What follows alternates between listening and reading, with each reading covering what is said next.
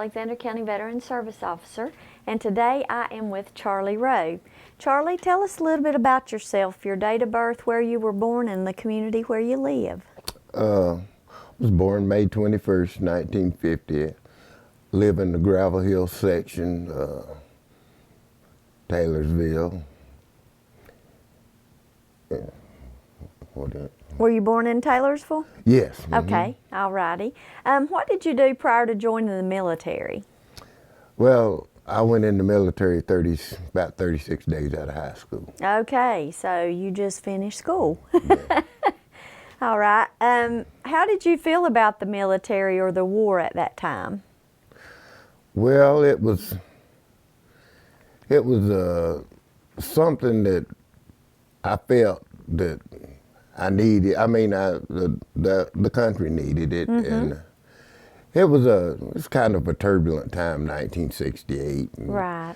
And you know, just getting out of high school, you didn't know which way the direction that go. So I just figured, you know, that was something that was worthwhile. My father was in the Army, World War II, and I just figured it was something worthwhile doing. Right. Were you drafted or did you volunteer?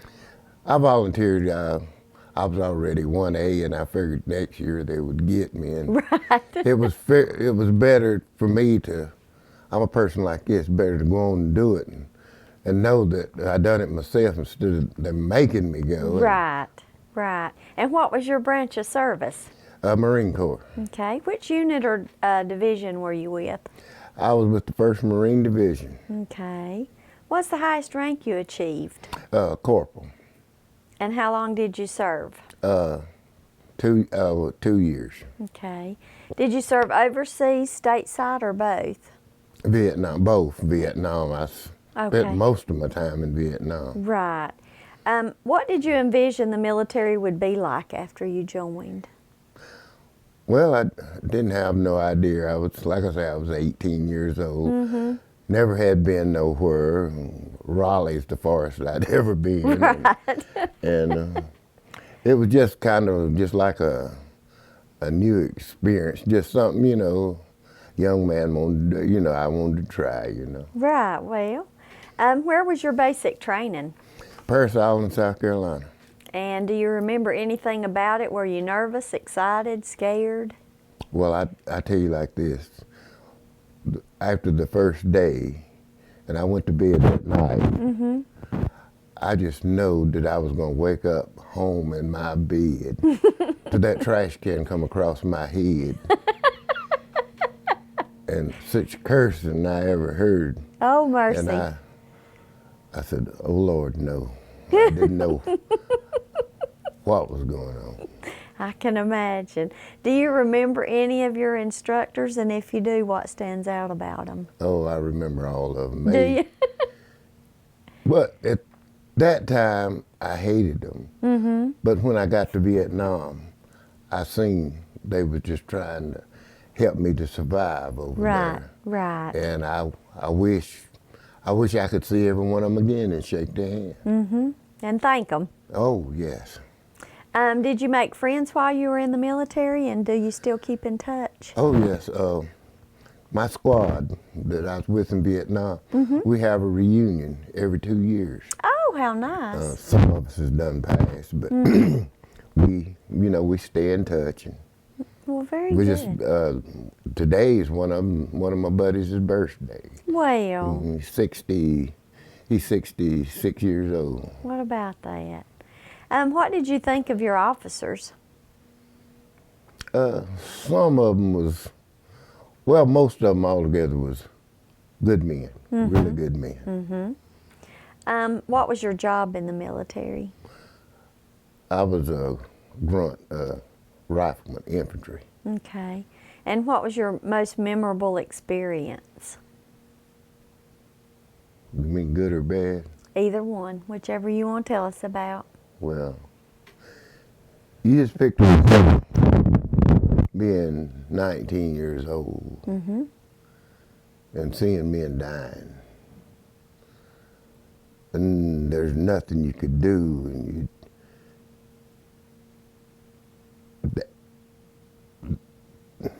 that was my most worst experience there. So, with you being an infantryman, y'all were under attack frequently. Yes. Okay. Did you have any casualties from your unit specifically? Yes. Okay. What weapons were you assigned to? Oh, well, I was a machine gunner for a while, and it was rifleman, mostly, you know, a Marine. He's just, you know, a rifleman most Right. less. And what kind of a rifle did you have? The M16, or did you have? M16. Okay. What was everyday life like? It was like you just hoped you just hoped you was going to make it to the next day. Right. So you were out in the field and you had to just sleep wherever you could sleep, or you didn't have like a tent or anything like that? No. Okay. What did you eat? Sea rations. The reason today I don't like fruit cocktails. You had enough of that, didn't you? Yes. Were you able to like go in and get a bath or anything like that, or you just kind of rinsed off wherever you were? Or? Well, mostly we just rinsed off wherever we was, but every once in a while maybe they'd send us back to the rear area, you know, and we'd, you know, could have a bath there, if you call it that. Right. Did you keep in touch with people back home? Oh yes, yes. That And was, how did you do that? Did you write letters, or? oh yes, you could. Mail was, you know, free. You could send a, you know, letter, you know, and just write free up there in the right-hand corner. And oh yes, that was your lifeline, you know. So how long did it take a letter to get home, or something to get to you wherever you were? Well, it depends on where you was in the book, but they always tried to get your mail to you as quick as possible. You know? But you know, they know that was your kind of morale builder and stuff like that. Right. How did you handle being away from home and family? You said Raleigh was as far as you'd ever been, and Vietnam's way, way past that. Oh, well, after a while, you know, you meet people and you get adjusted. It was, to me, it was just like a whole different world being out, you know. Well, during that time around, you know, down around here, it was more prejudice and stuff around then, but you go off somewhere and you just get, it's just like a whole different world. Right. You know, you could see people, you had the freedoms well, you should have had the freedoms here, but you didn't have them, you know. Right. And it was just, it was wonderful. Oh, okay. What did you do for fun or during your leave time? There wasn't no leave. Oh, okay. No. You did, so they'd just bring you back to the rear for a day or two or something like that, and then they'd send you right back out. Yeah, that was no leave. Well, after you was there 6 months, you could go to on R&R, you know, rest and recuperation. You could say go to, if you was married, you could have your wife to meet you in Hawaii for a week, or you know, you could go to Hong Kong, Taipei, Bangkok, or Australia, you know. Did you receive any awards or decorations for your time in the military? Yes. Navy Commendation with Combat V. Okay, very good. Do you still have any of your uniforms or photos or anything like that of your time in service? Yes, I got my uniform. I couldn't get my arm in it. They shrink in the closet. Have you noticed that? No, well, they might shrink in the closet. Shrink otherwise. Oh, okay. I weighed 171 pounds then. So you were a lean, mean machine. Yeah. Okay. What was life like after the war? Do you remember how it was when you came home? Well, you had to adjust yourself, you know, like I kind of had to learn, different things again.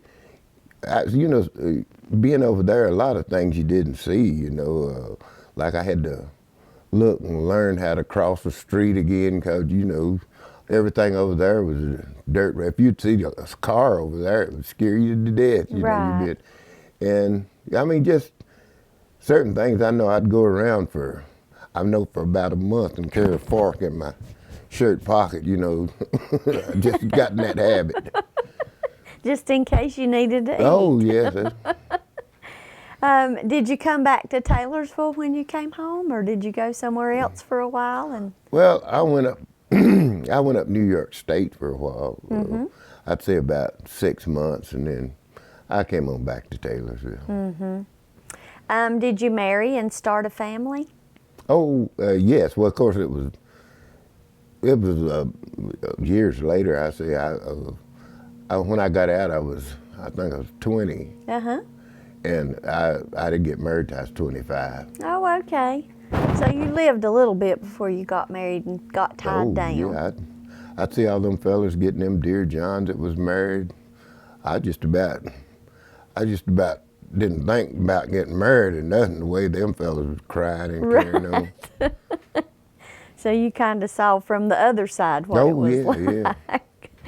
Yeah. What was your occupation when you left the military? Well, I drove a truck for a while. Okay. And are you active, or do you belong to any of the veteran service organizations in the county? Well, yeah, I used to belong to the VFW. And well, I go to a group meeting every Thursday, post-traumatic stress. Okay. Were any of your family members, well, you said your dad was in the military. Yeah. Anybody besides your dad? Any of your other family members? One of my younger brothers, he retired from the Army. Oh, okay. Very good. What would you say to youth today if they were interested in the military? I'd say be the best you can be. I mean, it's not a bad thing. I mean, you doing it for your country, and like I've told fellas before, I've heard some of them say, a fella told me one time, said, the flag is just a rag. I told him, I said, if you ever wake up one morning and you don't see it flying up there, you better watch out. Exactly. It's a bad day. Exactly. Do you have anything else you would like to say or share with us? No, I guess that's about all. Okay. Well, thank you so much for your service, and thank you for interviewing. Yeah. Thank you for yours, Lieutenant Colonel.